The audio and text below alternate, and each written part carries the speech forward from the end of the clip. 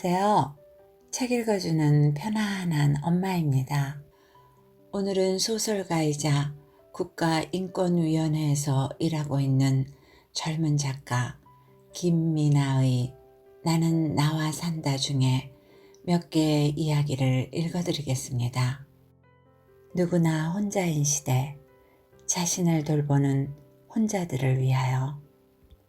저의 낭독과 함께하는 이 시간이 현재를 살아가는 모든 이들에게 위안이 되어드릴 수 있기를 소망하면서 편행곳, 끌레마, 지은이, 김미나. 나는 나와 산다. 외로움이라고 쓰고 모르겠다고 읽는다. 지난 여름 나는 갑자기 몸이 이상했다. 온몸에 기운이 하나도 없고 얼굴에 조그맣게 열꽃이 피었다. 방 안 온도계를 보니 35도, 습도는 80%. 너무 덥고 습해 더위를 먹은 걸까? 싫어하는 에어컨을 켜도 차도가 없었다. 가슴도 한없이 답답했다. 감기 초기인 것도 같고 저녁 먹은 게 체한 것도 같았다. 서랍에 든 몇 가지 상비약을 떠올렸지만 무엇을 먹어야 할지 몰랐다. 나는 벽에 기대 앉아 6평 방 안을 가만히 둘러보았다. 쓱 둘러보았을 뿐인데 눈물이 주룩 흘렀다. 갑자기 그러는 내가 당황스러워 내 감정을 들여다봤다. 단지 외로워서라고 하기에 이 감정은 좀 더 깊고 복잡했다. 손이 닿지 않는 선반 위에 놓인 물건처럼 볼 수도 만질 수도 없었다. 우주에 혼자 남겨진 것 같은 광활한 고독감이 이런 걸까? 이 묵직한 감정을 방치하면 나중에는 내게 어떤 일이 생기거나 내가 어떤 일을 낼 수도 있는 건가? 여기까진 감정 노름이라 쳐도 몸에 이상이 생겨 한밤중에 응급 상황이라도 발생하면 나는 당장 부를 사람이 없었다. 다행히 그런 상황은 오지 않았지만 부지불식간에 스티커처럼 달라붙어 떨어지지 않고 점점 강해지는 그 감정은 오랫동안 가시지 않았다. 한밤중에 내가 느낀 막막함은 의존할 누군가가 없어서 느낀 것만은 아니지만 그렇지 않다고도 자신 있게 말하지 못하겠다. 지상파 방송 PD인 50대 초반의 동호 씨는 좀 더 분명한 이유로 자주 가라앉았다. 그는 이혼하고 15년 동안 혼자 살아왔다. 요즘에는 이혼을 혼인을 끝내는 일에 불과하다고 여기는 추세지만 자기 주변 사람의 이혼은 여전히 호기심을 자극하는 소재라고 동호 씨는 말한다. 누구도 대놓고 물어보지는 않지만 주위에 자신의 사생활이 돌았을 거라고 짐작한다. 누가 그랬대? 라는 소문은 얼마나 전달되기 쉬운 남의 일인가. 동료들이 자신을 대하는 태도를 보면 동호 씨가 싱글인 걸 알고 하는 리액션이 대부분이었다. 보이지 않는 소문이야 그러려니 하지만 동호 씨가 정작 혼자임을 체감할 때는 따로 있다. 회사에서 인사발령을 하거나 근무조를 편성할 때 아이를 키워야 하는 사람과 혼자 사는 사람에 대한 차별은 여실했다. 이해 못할 바는 아니어서 처음에는 그러려니 했지만 시간이 지날수록 가랑비에 속옷 젖어가듯 체감할 수 있었다. 야근이나 휴일 근무는 결혼하지 않은 비혼 직원이나 결혼해서 되돌아온 지금 혼자인 사람이 차출되기 쉬웠다. 우선적인 배려 대상은 단연 어린아이가 있는 집이었다. 동료들이 얼굴에 쓰인 무언의 메시지는 이랬다. 넌 집에 들어가 봐야 아무도 없잖아. 주거지를 옮겨야 하는 지방 발령은 더 노골적이었다. 아이가 있는 직원들은 만일 지방으로 발령되면 저는 육아휴직을 쓸 생각이에요. 라며 육아휴직을 무슨 무기처럼 꺼내들었다. 그러면 사유가 육아이든 다른 것이든 인사를 담당하는 조직의 입장에서는 2번 인사를 내야 하는 꼴이니 번거로움을 감수하지 않으려 했다. 그런 소문이 돌고 나면 당연하다는 듯 지방 발령은 비혼에게 돌아갔다. 비혼은 육아고 휴직이고 꺼내들 카드가 없었다. 그럴 때마다 동호 씨는 부당함을 느끼지만 비단 직장에서만 그런 것도 아니었다. 친구들은 동호 씨의 혼자 사는 삶, 혼삼 자체를 논외로 쳤다. 대학 동문회에는 대개 사회적으로 성공한 친구들이 나왔다. 이제는 대학생 자녀를 둔 친구들의 주된 화제는 자식 걱정, 부부관계의 어려움이다. 그런 대화에는 거들 게 없는 이혼남 동호 씨는 모임 안에서 자주 겉돌았다. 물론 친구들이 동호 씨가 이혼했다고 대놓고 뭐라 한 적은 없지만 말끝마다 추임새처럼 애도 안 키워본 게 뭘 알아 라며 웃을 때에는 소외감을 느꼈다. 오가는 이야기를 가만히 듣고 있다 보면 자신과 같은 나이인데도 친구들의 정치 성향이나 삶의 태도가 성별을 불문하고 너무나 꼰대 아재인 것도 놀라웠다. 관계를 자꾸 위아래로만 판단하려는 것도 거슬렸다. 너무 오래 말통하는 후배들과만 가깝게 지내온 것인지도 몰랐다. 물론 후배들과도 함께 일하다 보면 감각의 차이, 사안에 대한 입장 차이를 선명하게 느낀다. 하지만 동호 씨는 후배보다 또래를 만날 때 더 이질감을 느꼈다. 그럼에도 한 가지는 궁금했다. 친구들을 보면 적어도 외로워 보이지는 않았다. 녀석들은 저렇게 가족에 둘러싸여 정신없이 사느라 외로움 따위는 잊고 사는 걸까? 동호 씨는 자신이 느끼는 헛헛함이 지금 가족이 없는 상태여서 그런 것인지 인간이라면 누구나 맛보는 자연스러운 감정인지 구분할 수 없었다. 그러던 차에 동호 씨는 의외의 장소에서 외로움의 실체와 맞닥뜨렸다. 바로 이케아였다. 이케아는 이제 막 같이 살기 시작한 사람들을 위해 만들어진 공간 같아요. 이제 막 동거를 시작한, 이제 막 집을 넓힌, 이제 막 결혼한 사람들을 위한 공간이죠. 가족, 연인을 불문하고 집에 이런 가구들을 들여놓고 산다면 행복도 따라올 거라는 환상이 떠다니는 거예요. 그래서인지 매장 안에는 우리 어떤 의자를 놔야 더 재밌게 살 수 있을까? 의논하는 사람들로 바글바글해요. 에이, 이런 고약한 데가 있나? 여기 놀 곳이 못 된다 싶죠. 저는 이케아를 혼자 돌아다니는 게 극장에 혼자 가는 것보다 힘들더라고요. 가정집을 그대로 옮겨놓은 듯한 가구들, 은은한 조명과 커튼, 모던하고 심플한 집기들로 가득한 이케아 매장을 거닐다 보면 자신을 제외한 모든 사람이 행복해 보였다. 이런 대비에서 오는 감정의 낙차가 커서 동호 씨는 외로움 비슷한 감정을 느꼈지만 그 감정이 가구를 함께 고를 누군가가 없어서였는지는 여전히 의문이다. 그런가 하면 동성애 정체성의 30대 초반 효진 씨는 어떤가?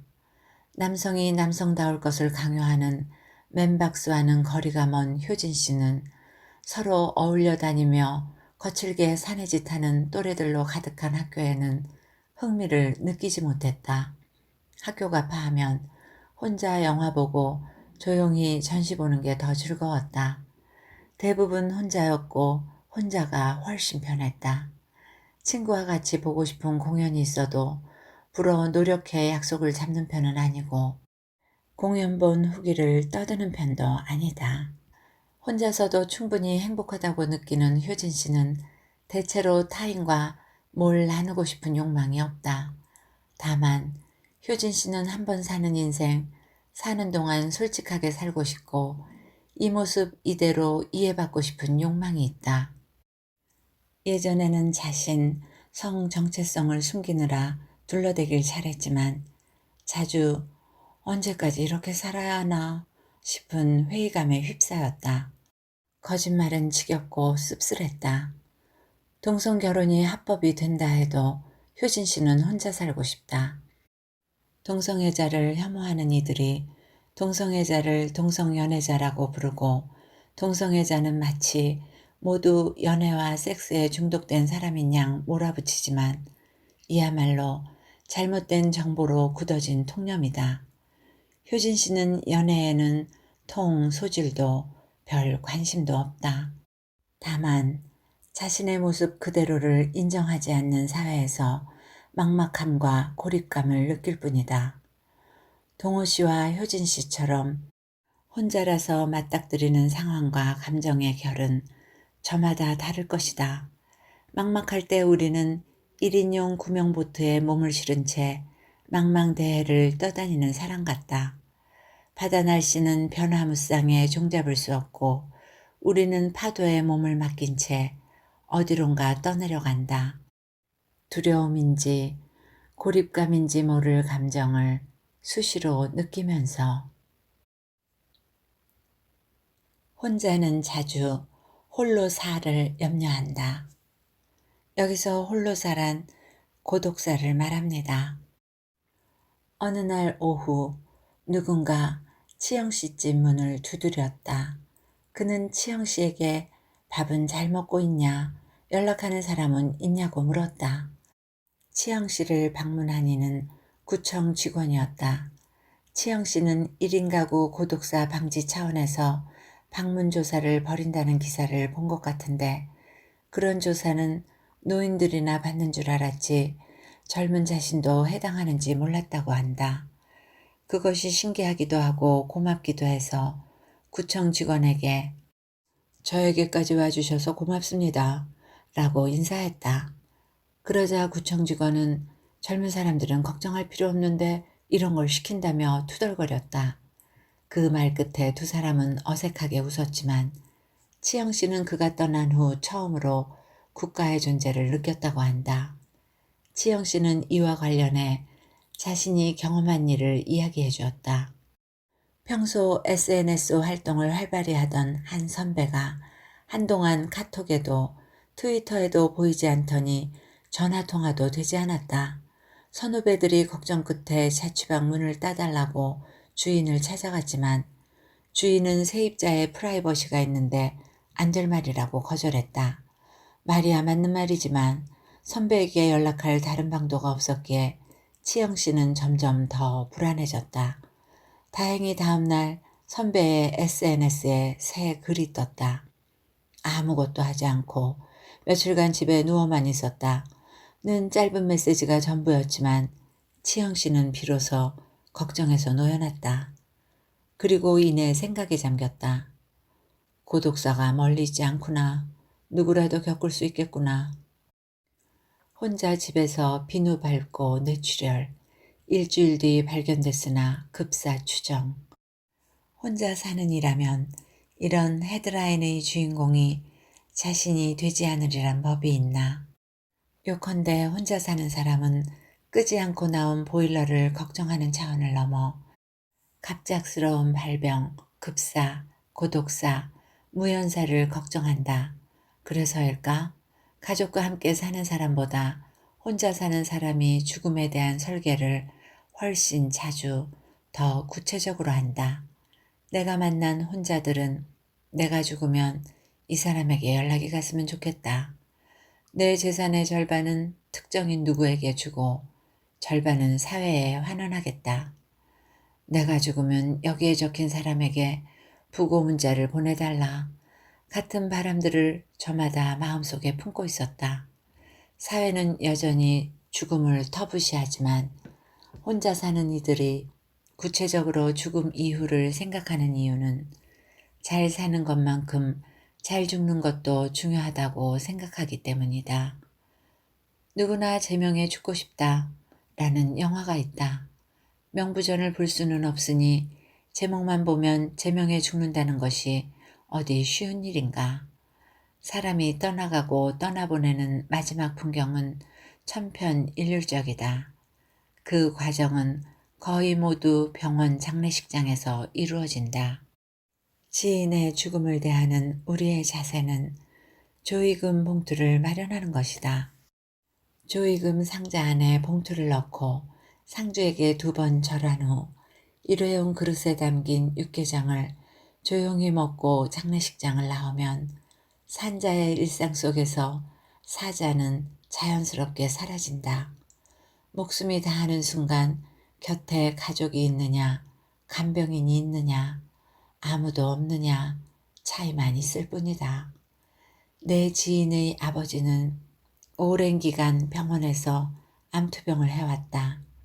의사가 지인에게 이제 아버님을 보내드릴 마음의 준비를 하라고 당부했을 때 그는 아버지가 마지막으로 보는 얼굴이 간병인이어도 좋을까 고민했고 다소 긴 휴가를 내 자신이 직접 병실을 지켰다.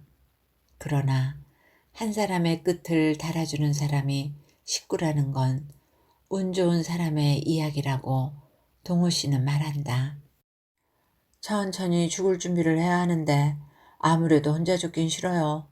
삶과 죽음과 우주의 의미를 깨우칠 도인이 될 가능성은 없으니 저는 스스로 생을 접는 안락사도 싫어요. 부모님 임종을 곁에서 지켜보면서 내가 보낼 생의 마지막 풍경을 상상해 봤어요. 내가 사랑한 내 인생에서 가장 중요한 사람들이 내 마지막을 지켜봐주면 좋겠어요.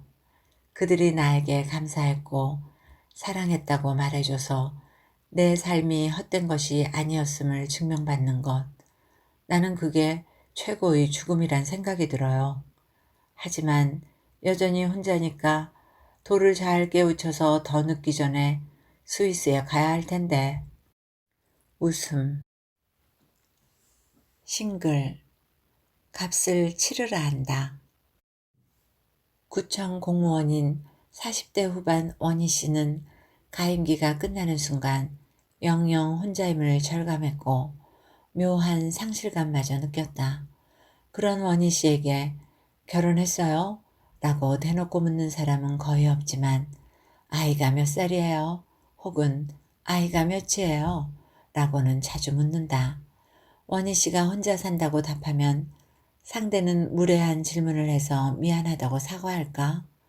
한 번도 그런 사과를 받아본 적 없는 원희 씨는 오히려 상대가 한 사회의 구성원이라면 아이를 낳고 노인도 같이 돌봐야지.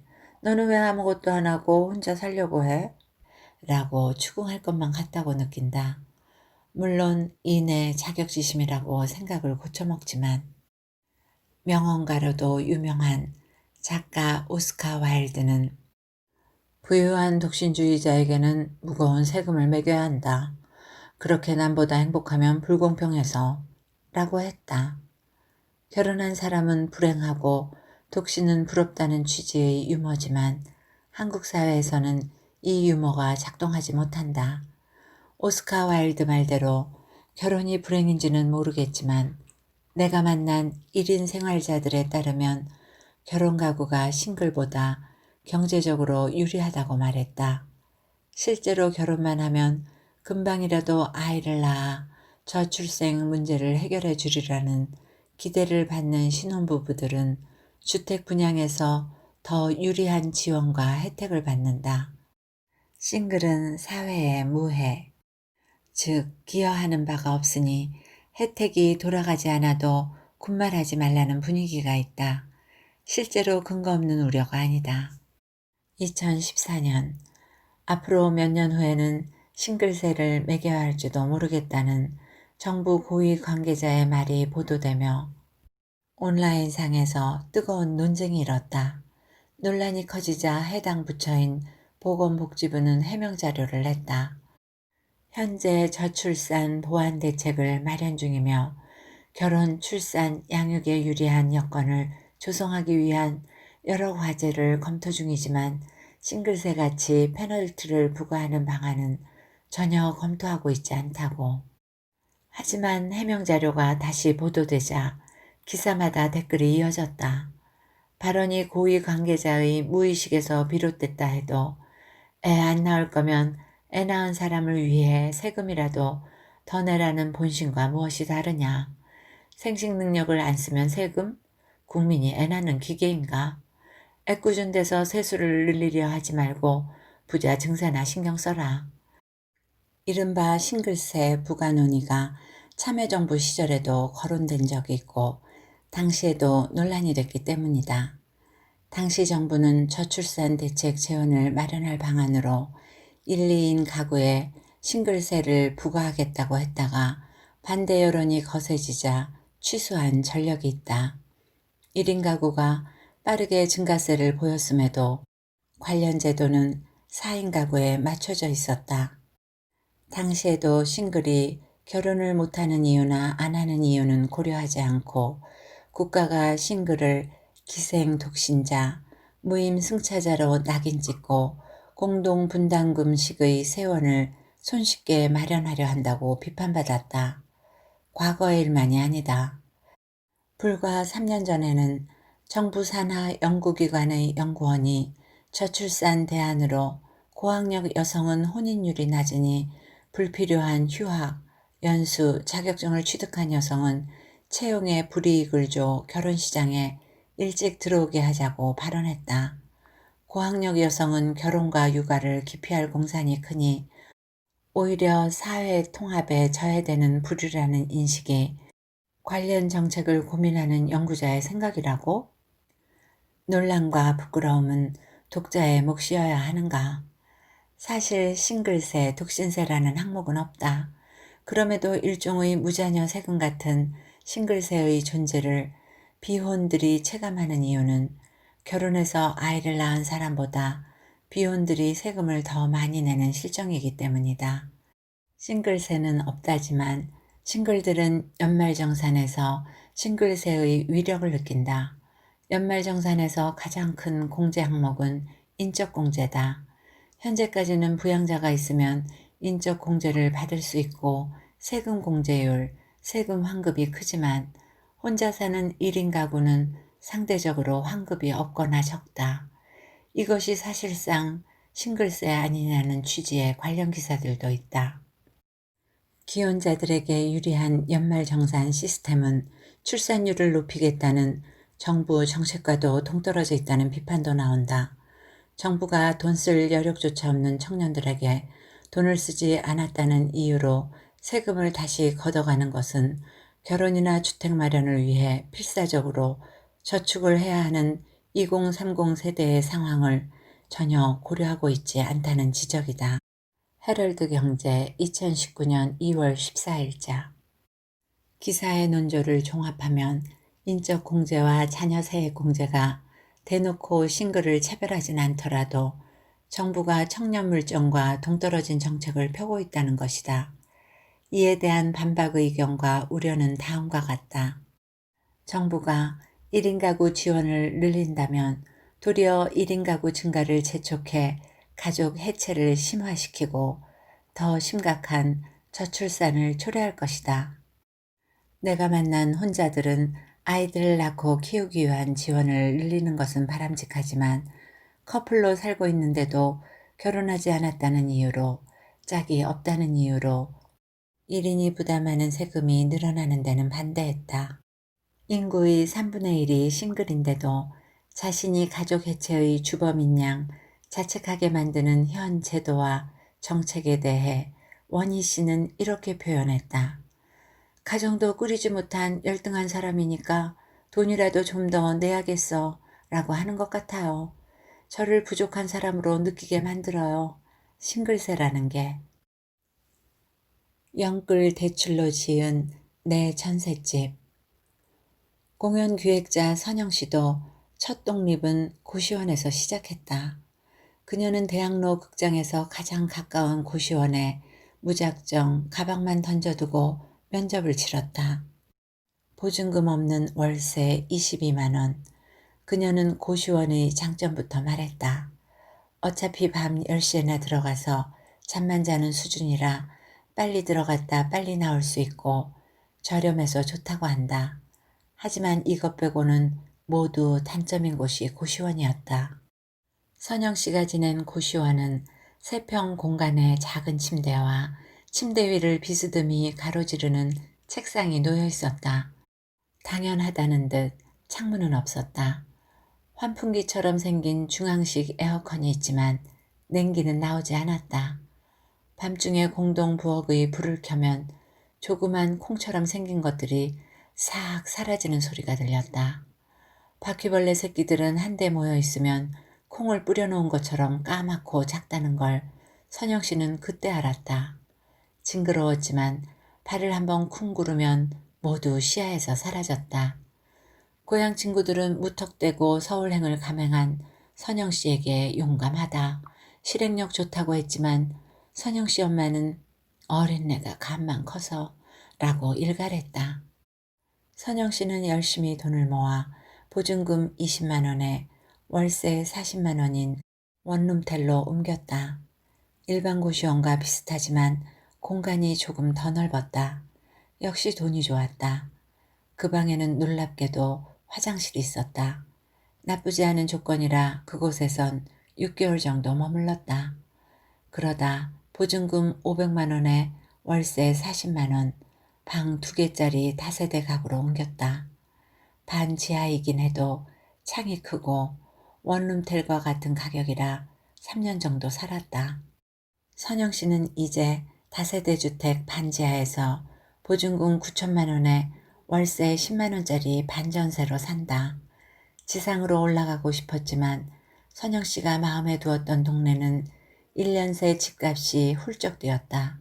선영 씨는 집에서 직장까지 걸어서 최소 30분 이내, 햇빛이 잘 들어 공간이 습하지 않은 곳, 안전한 곳을 염두에 두었다.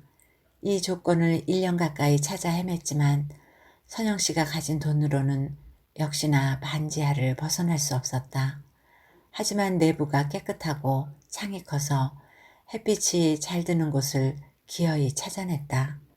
선영 씨는 이 집을 계약하기 위해 영끌 대출을 받았다. 주택담보대출 또는 전세자금 대출을 최대한 받고 적금, 펀드, 예금을 해지하고 신용카드 대출을 모조리 받은 후 보험사 약관 대출까지 받아 돈을 끌어모은 뒤 그래도 모자라면 가족들에게도 원조를 받는 방식을 영끌 대출이라 한다. 영혼까지 끌어모은다의 줄임말이다. 선영 씨는 자칭 검색어 도사라서 실한 정보와 아닌 정보를 걸러내는 능력의 소유자다. 그녀는 거의 개척자 수준으로 발품을 팔아가며 물어보고 수 없는 검색으로 돈을 끌어모을 방법을 모조리 찾아냈다. 그렇게 전세금이 30% 가까이는 스스로 만들었고 나머지는 대출했다. 이율이 좀 높은 편이지만 그래도 월세보다는 쌌다. 원금도 벌써 20% 정도 갚았다며 그녀는 호탕하게 웃었다. 대출 이자를 갚아나가면서 선영 씨는 엄마가 여행 간다고 하면 시원하게 외화를 꽂아주고 평소에도 용돈을 챙겨드리는 이른바 현찰 효도라는 것을 한다. 그렇다고 엄마의 잔소리가 아예 사라진 것은 아니고 변형됐다. 혼자서도 잘 살고 있는데 엄마는 선영 씨더러 집 놔두고 혼자 밥해 먹으며 고생을 사서 한다고 말한다. 내가 어렸을 때 서구의 10대들은 일정 나이가 되면 모두 독립한다는 이야기를 듣고 얼마나 부러운 눈으로 지구본을 들여다봤던가. 그러나 유럽도 2008년 경제위기 이후 독립하지 못하고 집에 머물러 있는 패러사이트 기생충 자녀가 늘고 있다. 이런 현실이 유럽과 영미권 모두에서 봉준호 감독의 기생충이 높은 인기를 누리는 이유이기도 할 것이다. 이쯤 되고 보니 고시원, 옥탑방, 반지하를 거쳐 지금 전세로, 그것도 서울에서 살고 있다면 크게 출세한 거라고 친구들은 말한다. 사이에 꽃이 피건만. 이 시대에 자연사는 있는가?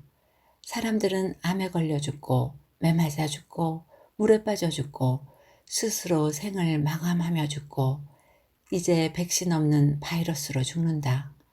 우리는 아무것도 없다는 허무함과 경계 없는 무한함 사이에서 균형을 잃지 않으려 애쓸 뿐 이 기량적인 인간의 조건을 항상성으로 받아들일 때라야 겨우 살아갈 의지를 다질 것이지만 지금은 모두가 참으로 균형을 유지하기 힘든 나날을 보내고 있다. 2020년 초입부터 사람들은 거의 매일 밤사이 코로나19 확진자와 의심 증상자가 몇 명이나 더 늘어났는지 전국 집계 소식을 들으며 아침을 열었다. 출근 후엔 오늘은 좀 다른 아침 인사를 나누고 싶지만 누군가 우리 지역 확진자 수나 그가 간 동선을 입에 올리고 나면 모든 대화는 다시 코로나로 범벅이 돼버렸다. 내 일터가 자리한 곳은 구도심이긴 해도 유동인구는 제법 된다. 가까운 지하철역 지하도엔 계절을 불문하고 노인들이 모여들었더랬다. 쉼터라고도 할 수 없는 콘크리트 바닥에 띄엄띄엄 설치된 딱딱한 철제 의자지만 밤이고 낮이고 빈자리가 없었다. 노인들은 의자 위에 장기판과 바둑판을 놓고 마주 앉거나 아니면 웅크린 채 드러누워 시간을 보냈다. 한 명도 빠짐없이 남자 노인이라 여자 노인들은 도무지 어디에 있는지 궁금하기도 했다. 매일 찾아오시니 이왕이면 좀 더 편한 의자를 놓고 노인들이 즐길 만한 문화 공간으로 만들면 어떻겠냐고 나는 구청 직원에게 의견을 개진했다.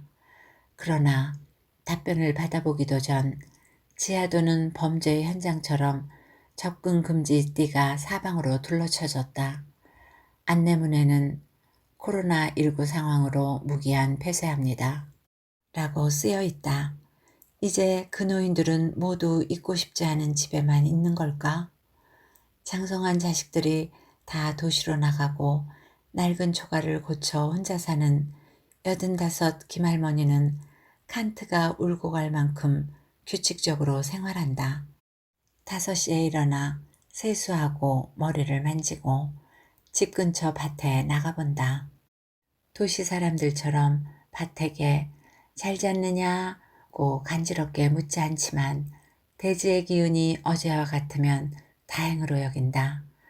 혼자 산 지 30년도 넘었다. 누가 외롭지 않느냐고 물어오면 그렇게 묻는 당신이 외로운가 보다고 받아쳤다. 할머니는 몇 해 전 밭에서 둔덕으로 올라오는 길에 미끄러져 엉치뼈를 다친 이후로 가끔 다리에 힘이 풀려 주저앉게 되면서 물리치료를 몇 번 받았다. 평생 남의 손은 빌린 적 없는 몸이라 처음에 마사지라는 걸 받을 땐 미안하고 겸연쩍었다.